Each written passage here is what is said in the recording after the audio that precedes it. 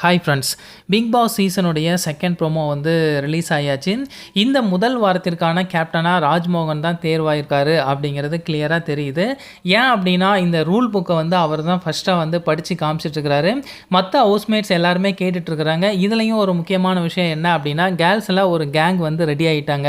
இசைவாணி, பிரியங்கா தேஷ்பாண்டே, ஐக்கி, ஸ்ருதி மற்றும் நதியா சங், இவங்க 5 பேரும் ஒரு டீமாக ஒரு இடத்துல வந்து உட்காந்துருக்குறாங்க. மற்றவங்களாம் அங்கங்கே தனித்தனியாக உட்காந்துருக்குறாங்க. ஸோ ஆரம்பத்திலே ஒரு கேங் வந்து உருவாயிடுச்சு அப்படின்னு தான் நினைக்கிறேன்.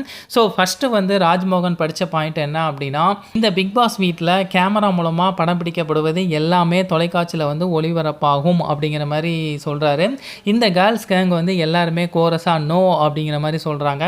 அதுக்கப்புறம் பாத்ரூம்லையும் கழிவறையிலையும் கேமரா வந்து பொருத்தப்படலை அப்படிங்கிறத கன்ஃபார்ம் பண்ணுறாரு. அதுக்கும் நோ அப்படிங்கிற மாதிரி எல்லாருமே கோரஸாக சொல்கிறாங்க.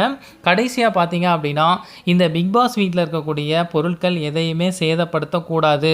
அப்படி நீங்கள் சேதப்படுத்துனீங்க அப்படின்னா உங்கள் மேலே தகுந்த நடவடிக்கை எடுக்கப்படும் அப்படிங்கிற மாதிரி சொல்கிறாரு. அதுக்கும் நோ அப்படிங்கிற மாதிரி கோரஸாக சொல்கிறாங்க. ஸோ இவங்க வந்து கேர்ள்ஸ் டீம் ஒரு வந்து ஃபன்னாக கொண்டு போகிறதுக்காக ட்ரை பண்ணுறாங்க. அடுத்து வந்து இந்த கிச்சன் எடுத்துட்டோம் அப்படின்னா, நமிதா மாரிமுத்து மற்றும் மதுமிதா, இவங்க 2 பேர் தான் அந்த சமைக்கிற வேலையெல்லாம் பார்த்துப்பாங்க போல்.